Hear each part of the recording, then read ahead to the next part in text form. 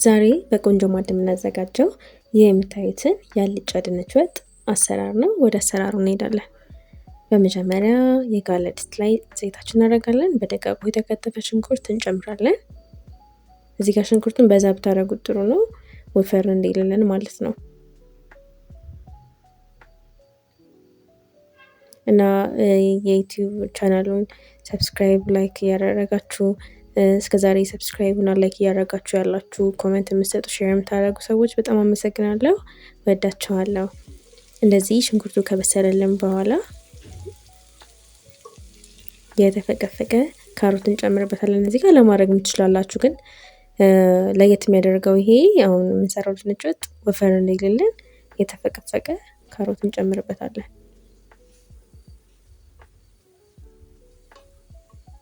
ካሮቱን እዚህ ጋር በደንብ መጥበስ ያስፈልገናል።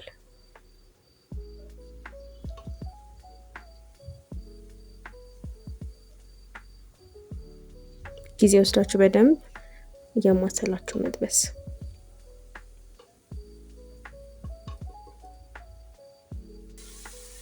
ሰብስክራይብ እና ላይክ ማድረጋችሁን አትርሱ። እርድ ጨመርኩኝ።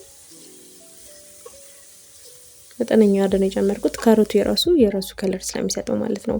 ይሄ ቢጫ ነገር እንዲሆን የራሱ ያደርገዋልና መጠነኛ የሆነ እርድ መጠቀም ነው። እርዱን አብራችሁ ከካሮቱ ጋር ማቁላላት።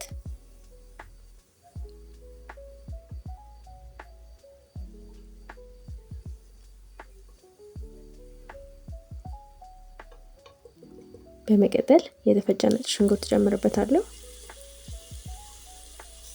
4 ፍሬ ነጭ ሽንኩርት ነው ያደረኩት። እንደ ወጣችሁ መጠን እየገመታችሁ ማድረግ ነው ማለት ነው።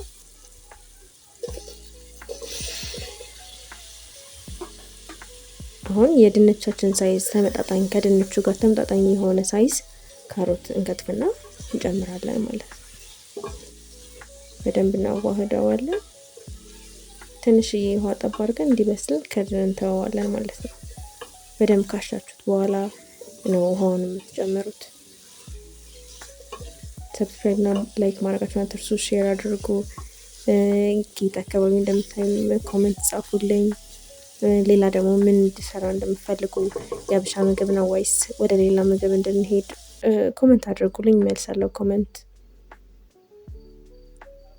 ትንሽ አድርጌ እንደዚህ ከተንተከተከልኝ በኋላ የቆራረጥኳቸውን ድንቾች ነው ማስገባው ማለት ነው። በጣም ቀላል የሆነ ጥሩ የሆነ ማባያ የሚሆን ምግብ ነውና እንደ ሳይድ ዲሽ መጠቀም ትችላላችሁ። በጾም ወቅት በጣም ተዘውትሮ የሚመገብ ምግብ ነው። ሞክሩት በየቤታችሁ። ካሮቱን ፈቅፍቃችሁ ሞክሩት ያለውን ለውጥ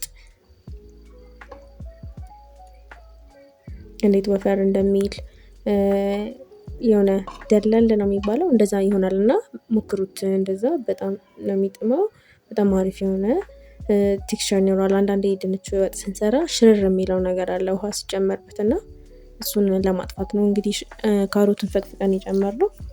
ትንሽ ደቂቃ ከድነን እንደዚህ ያበሰልነው። ከዛ በኋላ ለብ ያለ ውሃ ወይም የፈላ ውሃ ጨምርበታለን ማለት ነው። ከዛ ከደን እናበስለዋለን።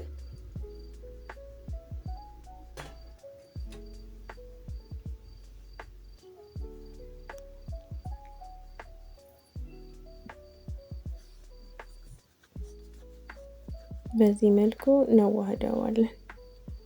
እዚህ ጋር ውሃውን ስትጨምሩ ከካሮትና ከድንቹ ትንሽ ነው ውሃው ከፍ ማለት ያለበት። በጣም ውሃውም እንዳታበዙት እንዳታሳንሱትም።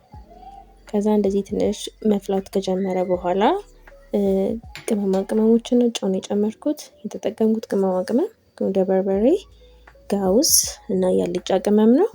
እናንተ ያላችሁን ያልጫ ቅመም መጠቀም ትችላላችሁ። እንዲሁም አብሽ ቢኖራችሁ አሪፍ ነው።